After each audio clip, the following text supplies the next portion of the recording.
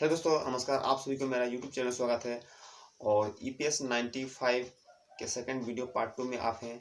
और आज हम जानेंगे कि सरकार ने क्यों 1000 की जो पेंशन थे उन्हें 7500 प्लस डी अभी तक क्यों नहीं की। अगर ईपीएस 95 पेंशन भोगी के लिए मैं सबसे पहले बात करूंगा कि आज पूरे देश में उनकी चर्चा हो रही है। ईपीएस 95 के जितने भी पेंशन भोगी है या फिर जो भी उस आंदोलन में शामिल हुए हैं, उनकी मांग ये है कि आज का डेट में 1000 की जो राशि है वो बहुत ही कम है। इस पैसे से ना तो उनके घर का गुजारा हो रहा है, ना ही उनकी मेडिसिन की खर्चा है वो चल रही है। जो वास्तव में देखा जाए तो ये बहुत ही एक भावुक वाला चीज़ है। अगर इनकी भावनाओं को हम समझें तो काफ़ी दर्द होता है कि अभी बुढ़ापे के समय में 1000 रुपया आज का डेट में इससे चलना बहुत ही मुश्किल है। उन्होंने यही मांग की है कि उनकी जो राशि 1000 है, उन्हें उसे बढ़ाकर 7500 प्लस डीए की मांग रखी है।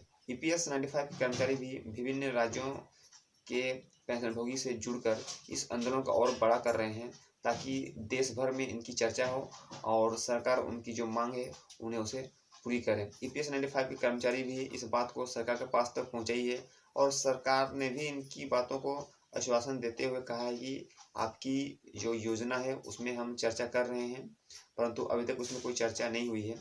यदि देखा जाए 2014 के बाद जो ईपीएस 95 की पेंशनभोगी के लिए न्यूनतम जो पेंशन दर है वो 1000 है और 1000 ही उन्हें अभी तक मिल रही है।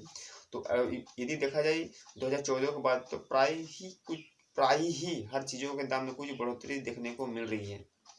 तो आप इससे अंदाज़ा लगा सकते हैं कि 2014 के बाद अभी 2024 है कि 10 साल हो गए, उनकी जो पेंशन में 1 रुपया भी बढ़ोतरी नहीं हुई है।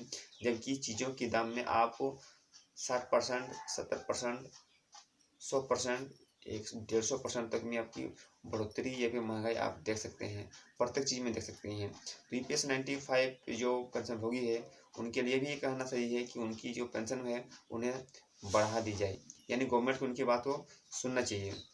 अभी यहाँ सवाल आता है कि जो ईपीएस 95 क्या है। ईपीएस 95 एक सामाजिक पहल है, यानी एक सामाजिक सुरक्षा है। इसके तहत पेंशनभोगी को पेंशन दी जाती है यदि पेंशनभोगी या कर्मचारी 10 साल तक नौकरी की है तथा उनकी उम्र जब 58 साल हो जाती है तो उन्हें पेंशन दी जाती है, जिनकी जो न्यूनतम जो पेंशन है वो 1000 है और अधिकतम जो पेंशन है वो 7500 है। हाँ, अभी कुछ पॉइंट है। तो इस जो ईपीएस 95 की जो पेंशनभोगी के लिए, यानी कि जो जिन्हें पेंशन मिल रहा है, उन्हें कम से कम 10 साल तक अपना सेवा देना चाहिए, यानी कि उसे 10 साल तक किसी भी क्षेत्र में उसे नौकरी करनी चाहिए। ये उनका कुछ रूल्स है, तभी उनके पेंशन दी जाती है।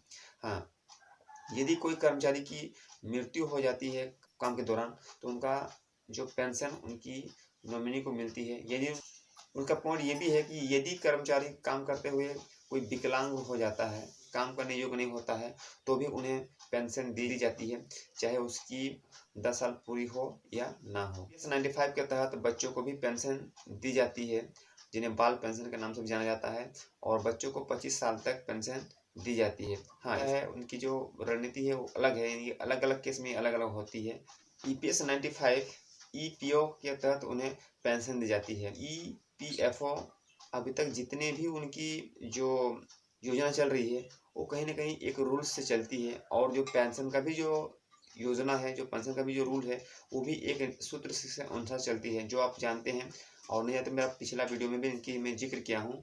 तो वो सूत्र क्या है कि पेंशन हम तभी मिलते हैं जब किसी भी पेंशन भोगी के लिए या जो भी कर्मचारी है वो लास्ट 60 महीने को सैलरी का एवरेज उसके साथ हम गुना करते हैं कि वो कितने साल तक काम किया है बटा 70। इस फार्मूला के तहत उन्हें पेंशन दी जाती है। सरकार को इनकी जो साल में कुछ बढ़ोतरी करना चाहिए, या फिर उनकी जो एवरेज है उनमें उन्हें कुछ चेंजेस करना चाहिए, क्योंकि 2014 के बाद इस फार्मूला में कोई चेंजेस नहीं हुई है। हाँ, 2014 से पहले उनकी जो चेंजेस हुई थी, अभी यदि गवर्नमेंट उनकी जो वेज को यदि 1000 से 7500 अगर चेंज करना चाहती है तो कहीं न कहीं इस फार्मूला को गवर्नमेंट को चेंज करना चाहिए, तभी ये संभव है।